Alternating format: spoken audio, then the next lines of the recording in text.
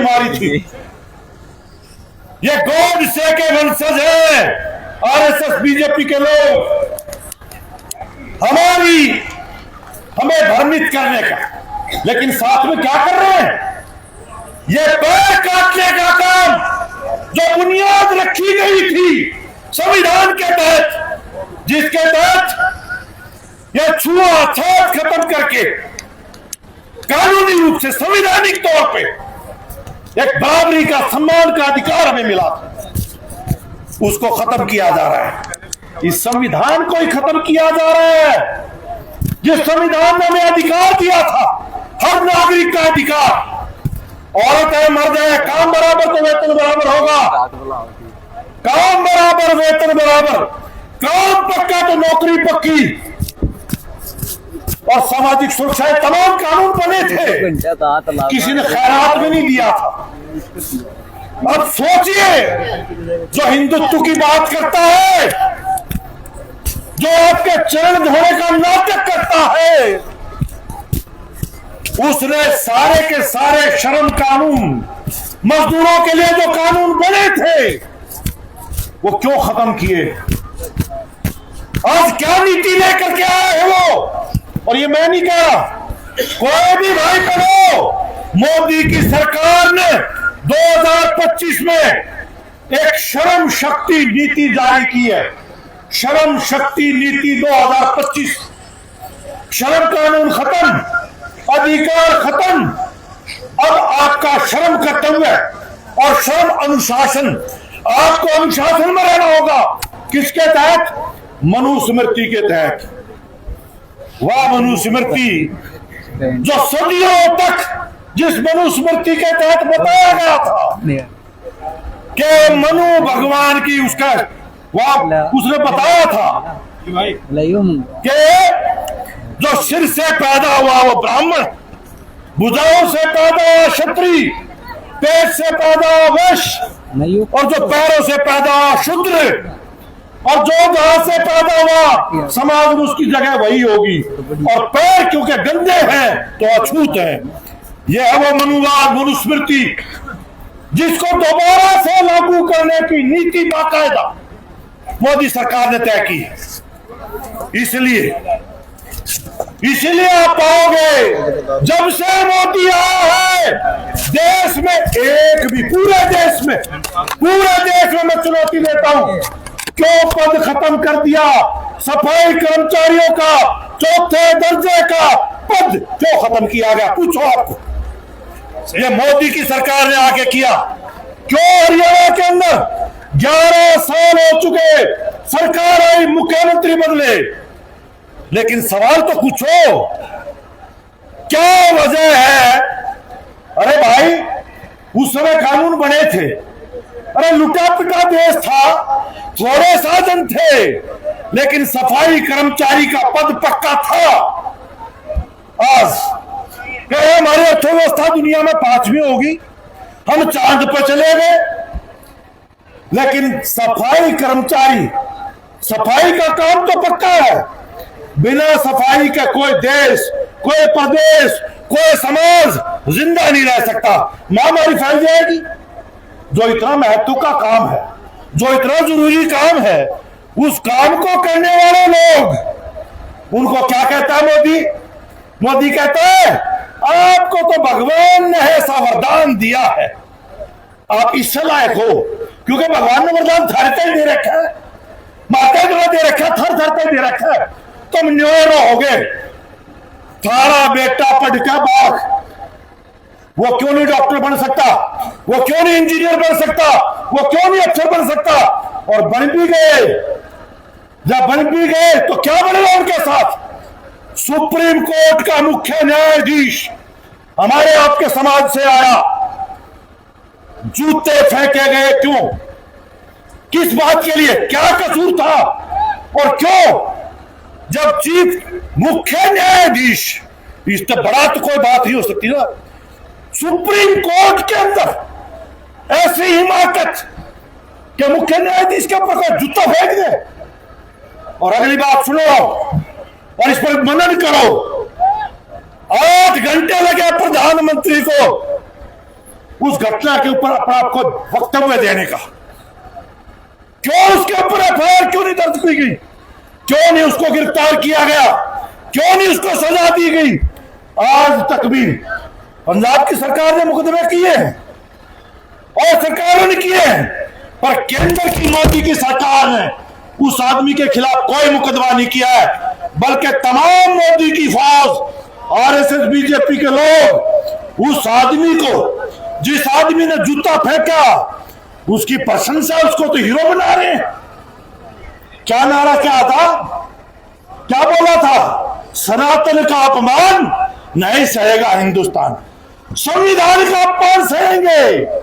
संविधान का अपमान है। मुख्य न्यायाधीश पर जूते हैं, उस पर कोई एफआईआर नहीं है। लेकिन सनातन क्या है? सनातन वही वर्ण व्यवस्था है। जूतों के तहत जगह है महिलाओं की, जूतियों की जगह है महिलाओं की, जूतियों की जगह है शूद्रों की, दलितों की। यो है सनातन, यह इनकी वर्ण व्यवस्था, जिसका क्या अपमान नहीं सहेंगे। वही पूर्ण कुमार की घटना हमारे बीच में है। यह संस्थागत हत्या है। कैसे उसको आत्महत्या करनी पड़ी है? ये कुछ आ भी गए हैं तो उनके साथ हालत ये है, इसको क्या बुलाया जा सकता है? ऐसे में मैं कह रहा हूं कि ये सिर्फ इतनी बात नहीं है, वो है कि स्थायी काम, स्थायी रोजगार, नौकरी पक्की क्यों नहीं हो? 10 साल हो गए। अरे न्यूनतम महंगाई बढ़ रही है।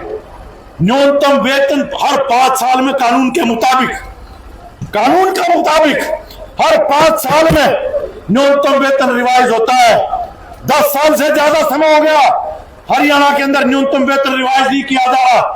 अगर रिवाइज किया गया होता तो आज 26,000 रुपए कम से कम न्यूनतम वेतन हरियाणा के अंदर होता, तो हमें मिल रहा होता। उसके हकदार तो हमें है ही।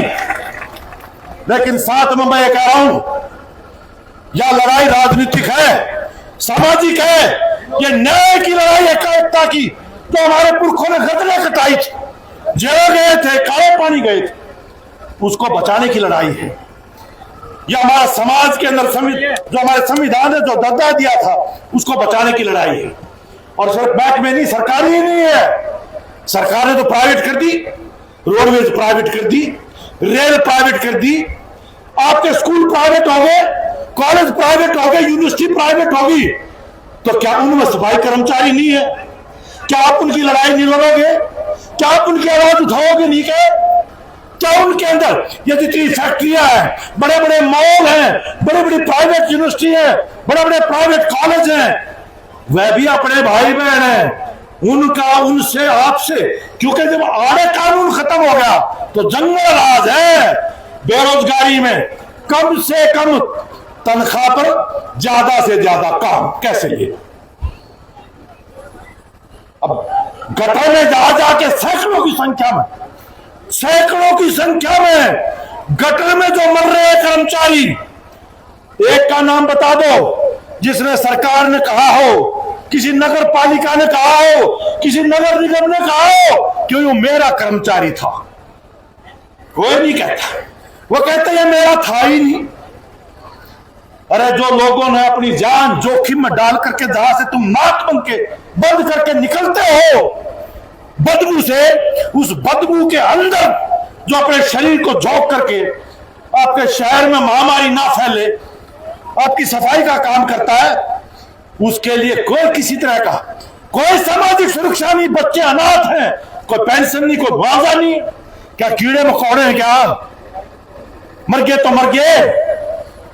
ये घटनाएं घटती जा रही हैं, इसलिए ये जागृति का समय है। और ये शुरुआत आज रैली से है।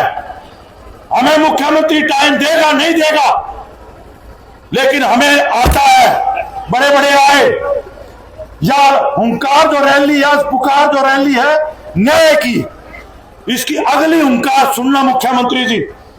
अगर आज आपने सुनवाई नहीं करी तो भगत सिंह के वंशज हैं, बैरों को सुनाना हमें आता है। और बैरों को सुनाने के लिए हमारे नेताजी आगे के लिए कार्यक्रम बताएंगे, लेकिन पूरे हरियाणा को जगाएंगे। तमाम प्राइवेट यूनिवर्सिटीज में, कॉलेजेस में स्कूल में, मॉल्स में, जहां भी फैक्ट्रियों में काम करने वाले हमारे बहन भाई, सफाई का काम करने वाले, उन सबको साथ लेकर के कानूनी रूप से सफाई का काम, चाहे वो प्राइवेट सेक्टर हो, चाहे वो सरकारी हो चाहे गैर सरकारी हो, सफाई कर्मचारी को स्थायी कर्मचारी का दर्जा मिलना चाहिए। उसको तमाम सामाजिक सुरक्षा का इंतजाम उसको मिलना चाहिए। यह लड़ाई लड़ते हुए हम अपने देश में, हम अपने प्रदेश में ये समानता का अधिकार, समानता की बात है जो मैं बार बार कह रहा हूं। क्यों अकेला सफाई कर्मचारी का पद खत्म किया गया? क्यों अकेले सफाई कर्मचारी की भर्ती नहीं की गई? क्यों उन्हें अलग से छोड़ा जा रहा है?